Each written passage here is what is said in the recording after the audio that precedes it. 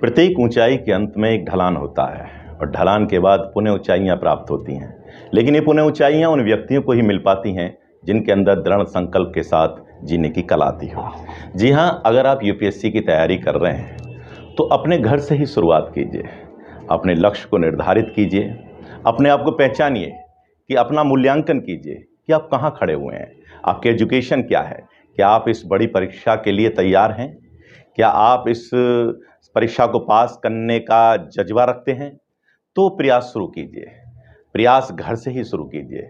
अपना विवेक अपने पास रखिए, अपनी योजनाएं बना के चलिए, अपने अच्छे दोस्तों को अपने साथ रखिए, किताबों को अपना मित्र बनाइए, क्योंकि किताबें सबसे अच्छे मित्र होती हैं।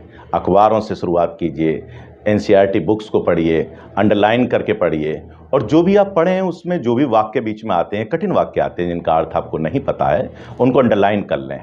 उनका अर्थ समझ सकते हैं, आप गूगल के माध्यम से समझ सकते हैं, अपने टीचर्स के माध्यम से उनका अर्थ समझ सकते हैं और उन्हें अच्छी तरह से समझ कर ही आगे बढ़ें।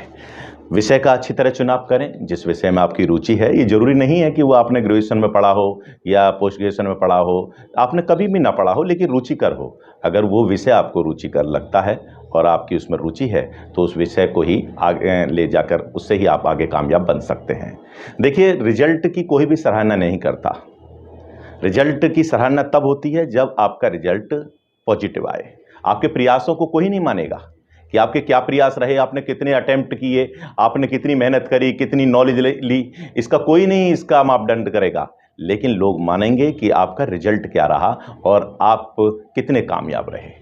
बस लक्ष्य को निर्धारित करिए। जिस तरह अर्जुन का एक ही लक्ष्य था कि मछली की आँख में को देखना है और उसी में तीर मारना है, तो उसी लक्ष्य को आगे लेकर उसे भेदने का हर संभव प्रयास कीजिए। अपने ऊपर यकीन इतना रखिए कि आप जिस परीक्षा की तैयारी कर रहे हैं, आपको पता है कि वो परीक्षा आसमान को छूने के बराबर है। आप अपने ज़मीन पे ही खड़े होकर एक बेस बनाकर उस परीक्षा की तरफ देखिए और उसका हर संभव अपनी चारों तरफ से नॉलेज लीजिए। जितना भी आप ले सकते हैं उस नॉलेज को लीजिए, और वो नॉलेज किताबों से बढ़कर कहीं नहीं मिलेगी आपको। किताबों से मिलेगी, गुरुजनों से मिलेगी, ग्रुप डिस्कशन से मिलेगी, बहुत सारी हमारे जैसे एक्सपर्ट की यूट्यूब हैं कि बहुत सारी वीडियो हैं उनसे मिलेगी। जहाँ से भी आपको इंस्टीट्यूट से मिलेगी वहाँ से आप ये नॉलेज लीजिए और इस परीक्षा को समझने का प्रयास कीजिए कि परीक्षा है क्या, कैसे कैसे करना है। क्योंकि ये शॉर्टकट तो है नहीं कि आपने परीक्षा दी और बस आ गए, तुक्का लग गया। प्री है, मेन है, इंटरव्यू है, यानी इस परीक्षा में तो आपको मजा हुआ खिलाड़ी होना ही पड़ेगा। आपको अर्जुन होना पड़ेगा, अभिमन्यु नहीं। क्योंकि अभिमन्यु चक्रव्यूह में घुसना तो जानता था। जब महाभारत की लड़ाई हो रही थी तो अर्जुन को घुसना आता था, निकलना नहीं आता था। लेकिन अर्जुन को घुसना भी आता था, निकलना भी आता था। तो इसलिए आपको अर्जुन बनना है। और इस जो ये रण है, जो ये परीक्षा का रण है, इसको भेदने के लिए आपको अर्जुन का रूप धारण ही करना पड़ेगा।